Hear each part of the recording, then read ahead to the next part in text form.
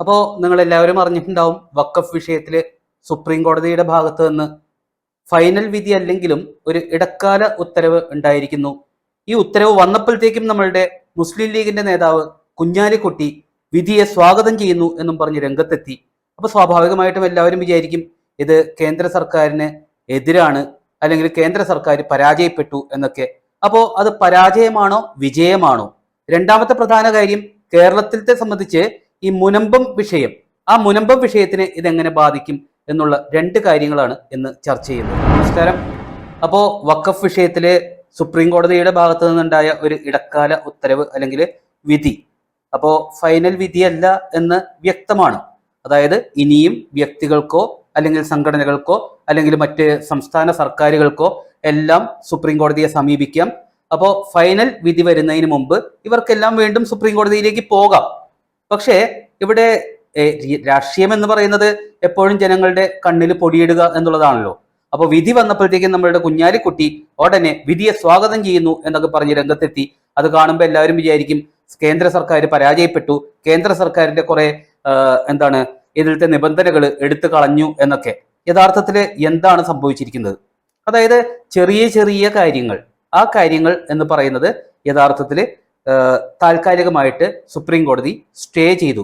പക്ഷെ നമ്മൾ മനസ്സിലാക്കേണ്ടത് ഈ വഖഫ് നിയമ ഭേദഗതി എന്ന് പറയുന്നത് എന്തിനു വേണ്ടി കൊണ്ടുവന്നു, ആ ഭേദഗതിയുടെ സത്ത എന്താണ്, ആ സത്തയ്ക്ക് കോട്ടം തട്ടിയിട്ടുണ്ടോ എന്നുള്ളതാണ് നമ്മൾ യഥാർത്ഥത്തിൽ ചർച്ച ചെയ്യേണ്ടത്. അപ്പോൾ ആദ്യത്തെ വിഷയം എന്ന് പറയുന്നത് ഈ വഖഫ് നിയമം എന്ന് പറയുന്ന ആ ഒരു സംഭവം ഒരു വസ്തുവിൽ വരുമ്പോ, അല്ലെങ്കിൽ വഖഫ് അവകാശവാദം ഉന്നയിക്കുമ്പോൾ, അല്ലെങ്കിൽ ഒരു തർക്കം ഉണ്ടാവുമ്പോൾ അവിടെ ജില്ലാ കളക്ടർക്ക് ഇതില് സ്വതന്ത്രമായിട്ട് അല്ലെങ്കിൽ ഒറ്റയ്ക്ക് രേഖകളൊക്കെ പരിശോധിച്ച് തീരുമാനമെടുക്കാനുള്ള ഒരു അനുവാദം കൊടുത്തിട്ടുണ്ടായിരുന്നു. ആ ഒരു അനുവാദം എന്ന് പറയുന്നത് താൽക്കാലികമായിട്ട് സ്റ്റേ ചെയ്തിരിക്കുന്നു. എന്ന് പറഞ്ഞു കഴിഞ്ഞാൽ വഖഫ് ഒരു ഭൂമി ചൂണ്ടിക്കാണിച്ചുകൊണ്ട് അത് വഖഫിന്റെയാണ് എന്ന് പറയുമ്പോൾ ഈ വഖഫ് ബോർഡിലേക്ക് മാത്രം തീരുമാനത്തിന് വേണ്ടി പരാതി കൊടുക്കുക, അതിന്റെ തീരുമാനം കോടതിയിൽ പോലും പോകാതെ വഖഫ് ആണ് എടുക്കുന്നത് എന്ന് പറയുന്ന സാഹചര്യത്തില് മാറ്റം വരുത്തിയത് അതങ്ങനെ തന്നെ നിലനിൽക്കുന്നു. കളക്ടർ ഒറ്റയ്ക്ക് തീരുമാനം എടുക്കണ്ട എന്നേ പറഞ്ഞിട്ടുള്ളൂ. അപ്പോ അവിടെ യഥാർത്ഥത്തിൽ കേന്ദ്ര സർക്കാരിന് പ്രതികൂലമാണ് ആ ഒരു സ്റ്റേ എന്നുള്ളത് നമുക്ക് പറയാൻ പറ്റില്ല. ചിലപ്പോ വേറെ കുറച്ചു പേര് കൂടി അധികാരികൾ ചേർന്നിട്ട് തീരുമാനമെടുക്കുന്ന ഒരു രീതി, അല്ലെങ്കിൽ കോടതിയിൽ നേരിട്ട് വന്നിട്ട് വാദപ്രതിവാദങ്ങൾക്ക് ശേഷം തീരുമാനമെടുക്കുന്ന രീതി എന്നുള്ള രീതിയിലൊക്കെ ചിലപ്പോൾ മാറിയേക്കാം. എന്നാലും വഖഫ് സ്വയം തീരുമാനമെടുക്കും എന്ന് പറയുന്ന സംഭവം ഇപ്പോഴും നടപ്പിലാകില്ല എന്ന് തന്നെ, അതായത് കേന്ദ്ര സർക്കാരിന്റെ ആ ഒരു കാര്യം വിജയിച്ചു എന്നുള്ളത് തന്നെ പറയേണ്ടി വരും.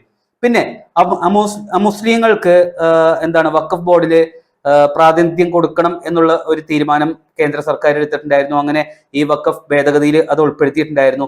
അതില് ഒരു ചെറിയ മാറ്റം, അതായത് മുസ്ലിങ്ങൾക്ക് ഇതില് അംഗമാവാം, പക്ഷേ ഭൂരിപക്ഷമാവണ്ട എന്നുള്ള ഒരു തീരുമാനമാണ് സുപ്രീം കോടതി പറഞ്ഞിരിക്കുന്നത്. ഭൂരിപക്ഷമാവണ്ട എന്ന് പറഞ്ഞു കഴിഞ്ഞാൽ ഇപ്പോൾ കേരളത്തിലെ വഖഫ് ബോർഡ് എന്ന് പറയുന്നത് 10 പേര് ചേർന്നിട്ടുള്ള ഒരു കമ്മിറ്റിയാണ്. അതില് 3 പേര് അമുസ്ലിങ്ങളാവാം എന്നുള്ള ഒരു രീതിയിലും, അതുപോലെ തന്നെ കേന്ദ്രത്തിലാണെന്നുണ്ടെങ്കിൽ 4 പേര് പരമാവധി അമുസ്ലിങ്ങളാവാം എന്നും ആണ് സുപ്രീം കോടതി പറഞ്ഞിരിക്കുന്നത്. അമുസ്ലിങ്ങൾ വഖഫ് ബോർഡിൽ വേണ്ട എന്ന് പറഞ്ഞിട്ടില്ല. രണ്ടാമത്തെ കാര്യം. ഇനി മൂന്നാമത്തെ കാര്യം എന്ന് പറയുന്നത് 5 കൊല്ലം ഇസ്ലാം ആയിരിക്കണം, എന്നാൽ മാത്രമേ വഖഫിലേക്ക് ഭൂമി ദാനം ചെയ്യാൻ പറ്റുള്ളൂ എന്നുള്ള ആ ഒരു നിബന്ധന വെച്ചിട്ടുണ്ടായിരുന്നു. അതിന്റെ കാരണം എന്ന് പറയുന്നത് വളരെ അപൂർവം സിറ്റുവേഷൻസിൽ ചിലര് ഒരു ഭൂമി സ്വന്തം മക്കൾക്ക് കൊടുക്കണ്ട എന്ന് തോന്നിക്കഴിഞ്ഞാൽ ഉടനെ മുസ്ലിമായിട്ട് മാറും. എന്നിട്ട് ഞാൻ മുസ്ലിമാണ്, ഞാൻ ഇത് അള്ളാഹുവിനെ സമർപ്പിക്കുന്നു എന്ന് പറയും. ഉടനെ അത് വഖഫിന്റെ ഭൂമിയായിട്ട് മാറും. അങ്ങനെ മക്കൾക്ക് അത് അനുഭവിക്കാൻ പറ്റില്ല. അങ്ങനെ വാശി തീർക്കുന്ന വളരെ ചുരുക്കം ചില സംഭവങ്ങളുണ്ട്. അതുകൊണ്ട് തന്നെ ആ ഒരു സംഭവം വേണ്ട എന്ന് തീരുമാനിച്ചിട്ടുണ്ട്. അതായത് എപ്പോ വേണേലും ഒരു മുസ്ലിമിന് വഖഫിലോട്ട് ഭൂമി കൊടുക്കാം, അതിൽ യാതൊരു തടസ്സങ്ങളും ഇല്ല എന്നുള്ളതാണ് അതിൽ മനസ്സിലാക്കേണ്ടത്.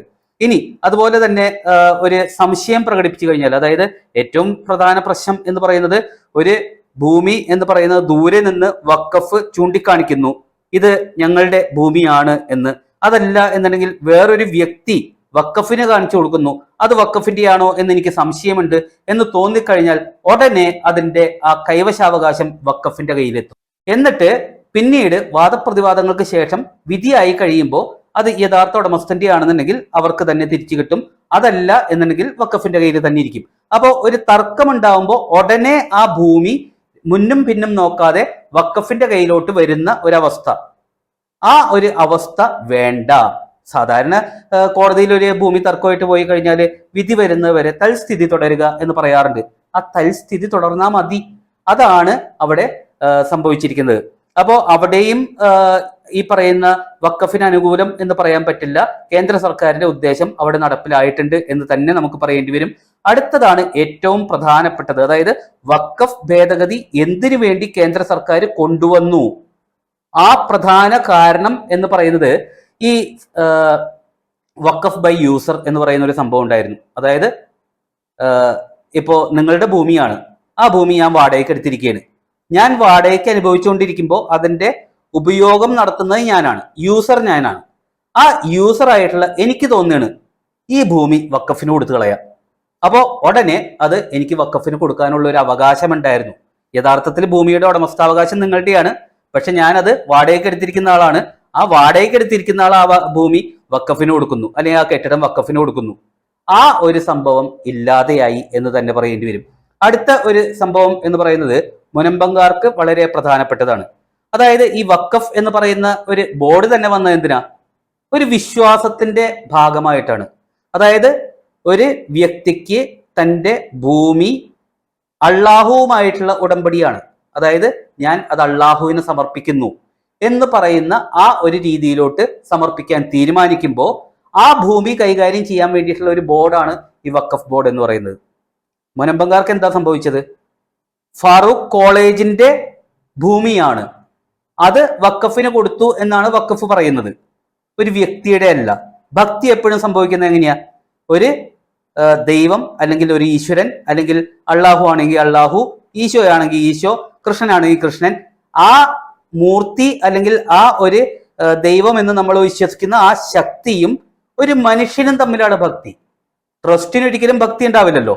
ട്രസ്റ്റ് എന്ന് പറയുന്ന കുറെ കാര്യങ്ങൾ നടപ്പിലാക്കാൻ രൂപീകരിച്ചിരിക്കുന്ന ഒരു സ്ഥാപനമാണ്, അല്ലെങ്കിൽ സംഘടനകളായിരിക്കാം, അങ്ങനെയുള്ള കാര്യങ്ങളാണ്. അപ്പോൾ ഈ സംഘടനയ്ക്ക് എങ്ങനെയാണ് ഭക്തി വരുന്നത്? അങ്ങനെ ഈ സംഘടന എങ്ങനെയാണ് വഖഫിന് അല്ലെങ്കിൽ അള്ളാഹുവിന് ഭൂമി കൊടുക്കുന്നത്? അത് ഈ ആദ്യം കേന്ദ്ര സർക്കാർ പാസ്സാക്കിയ അല്ലെങ്കിൽ തയ്യാറാക്കിയ ബില്ലിൽ ഉണ്ടായിരുന്നില്ല. JPC കൂടുമ്പോൾ ആ JPCയിൽ മഹാരാഷ്ട്രയിൽ നിന്നുള്ള ഒരു അംഗമാണ് ഈ ഒരു സജഷൻ വെച്ചത്. വ്യക്തിയും ദൈവവും തമ്മിലാണ് ഭക്തി, അല്ലാതെ ഒരു സ്ഥാപനവും ദൈവവും തമ്മിൽ യാതൊരു കാരണവശാലും ഭക്തി ഉണ്ടാവില്ല. അതുകൊണ്ട് സ്ഥാപനങ്ങൾക്ക് വഖഫിന് ഭൂമി കൊടുക്കാൻ സാധിക്കില്ല എന്നുള്ള ഒരു ക്ലോസ് കൂടി അതിൽ വെച്ചു. സ്വാഭാവികമായിട്ടും മുനമ്പത്തെ കേസ് എന്ന് പറയുന്നത് ഫാറൂഖ് കോളേജ് വഖഫിന് കൊടുത്തു എന്നുള്ളതാണ്. അപ്പോൾ അവിടെ യഥാർത്ഥത്തിൽ സംഭവിച്ചിരിക്കുന്നത് ഇനിയിപ്പോ മുനമ്പങ്കാർക്ക് ഒരു വ്യക്തിയല്ല, മുനമ്പങ്കാരുടെ വസ്തു എന്ന് പറയുന്ന ഒരു സ്ഥാപനമാണ് വഖഫിന് കൊടുത്തത് എന്ന് പറയുന്ന രീതിയിലോട്ട് വന്നിരിക്കുന്നു.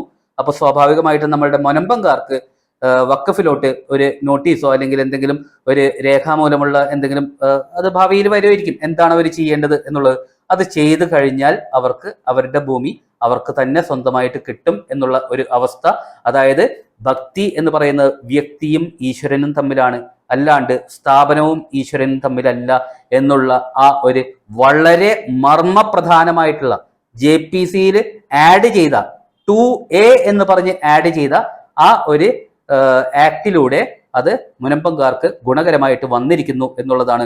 സ്വാഭാവികമായിട്ടും ഈ അവസാനമായിട്ട് പറയേണ്ടത് കേന്ദ്ര സർക്കാർ എന്തുദ്ദേശിച്ചോ ആ ഉദ്ദേശം നടന്നിരിക്കുന്നു. ചെറിയ ചില അമുസ്ലിങ്ങൾ ഭൂരിപക്ഷമാവരുത് എന്നുള്ള സംഭവങ്ങളൊക്കെ മാത്രമേ ഈ പറയുന്ന വഖഫിനെ കണ്ണുമടച്ച് എതിർത്ത നമ്മളുടെ കേരളത്തിനെ സംബന്ധിച്ച് ഭരണപക്ഷവും പ്രതിപക്ഷവും കേന്ദ്രത്തിൽ ഒരു ഒറ്റമുന്നണിയാണല്ലോ, അവർക്ക് കിട്ടിയിരിക്കുന്ന ഒരു തിരിച്ചടി തന്നെ. യഥാർത്ഥത്തിൽ അവർ ജനങ്ങൾക്ക് വേണ്ടിയല്ല സംസാരിച്ചത്, പക്ഷേ കോടതി കേന്ദ്ര സർക്കാർ ജനങ്ങൾക്ക് വേണ്ടി നടത്തിയ നിയമനിർമ്മാണം അല്ലെങ്കിൽ നിയമ ഭേദഗതി എന്ന് പറയുന്നത് സുപ്രീം കോടതി അംഗീകരിച്ചിരിക്കുന്നു. എന്നാലും അതൊരു ഫൈനൽ വിധിയല്ല, ഇടക്കാല വിധിയാണ് എന്നുള്ളത് കൂടി മനസ്സിലാക്കുക.